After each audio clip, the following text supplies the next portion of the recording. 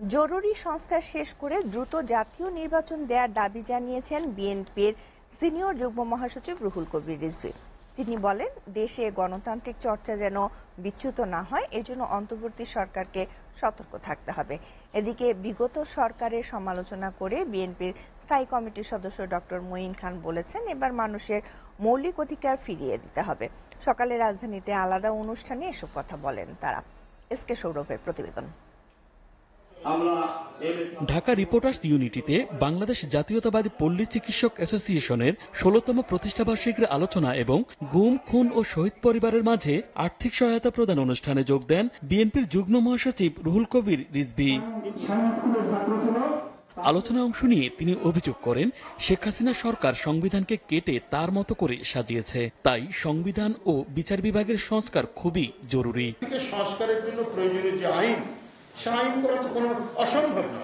একটা অবাধ সুষ্ঠু নির্বাচন করার জন্য এবং নির্বাচন কমিশনের স্বাধীনতা যেটা নিশ্চিত হওয়া দরকার, সেই সমস্ত প্রয়োজনীয় সংস্কারের সুপারিশ তারা করে একটা অবাধ সুষ্ঠু নির্বাচন করতে বেশি সময় লাগার কথা নয়। বিএনপির সিনিয়র নেতার অভিযোগ, বাংলাদেশের জনগণের সঙ্গে নয়, সাবেক প্রধানমন্ত্রী শেখ হাসিনার সঙ্গে বন্ধুত্ব চায় ভারত।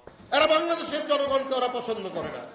ওদের পছন্দ একটাই, যে শেখ হাসিনা থাকলে বাংলাদেশে তারা মাতবরি করতে পারবে। যে সময় ইলিশ মাছের কথা বলছেন, রপ্তানি করার কথা, যে রপ্তানি এটা হতেই পারে, কিন্তু যখন ভারতের স্বরাষ্ট্রমন্ত্রী বলেন যে বাংলাদেশি এখানে পেলে তার পা বেঁধে উপর দিকে ঝুলিয়ে রাখো, তখন আমি কেন বলবো না যে আমরা ইলিশ মাছ দেব না।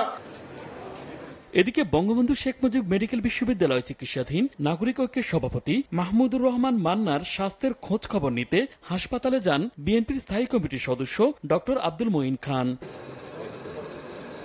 পরে সাংবাদিকদের তিনি বলেন, জনগণের জন্য রাজনীতি করলেও মাহমুদুর রহমান মান্নার উপর জুলুম নির্যাতন করেছিল বিগত আওয়ামী লীগ সরকার। স্বৈরাচারী পরিবেশ সৃষ্টি করেছিল বিগত 15 বছর ধরে শেখ হাসিনার আওয়ামী লীগ সরকার। তার বিরুদ্ধে প্রতিবাদ করেছে এবং তারা তাদের প্রতিবাদ জয়লাভ করেছে।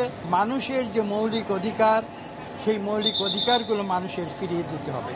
আগামী দিনে মানুষের অধিকার আবার নতুন করে প্রতিষ্ঠিত হবে বলে আশা প্রকাশ করেন ডক্টর আব্দুল মঈন খান। আমরা চাই যে মানুষের সেই অধিকার সম্পূর্ণভাবে নতুন করে পুনঃপ্রতিষ্ঠিত হোক। SK Sourav, STV, Dhaka.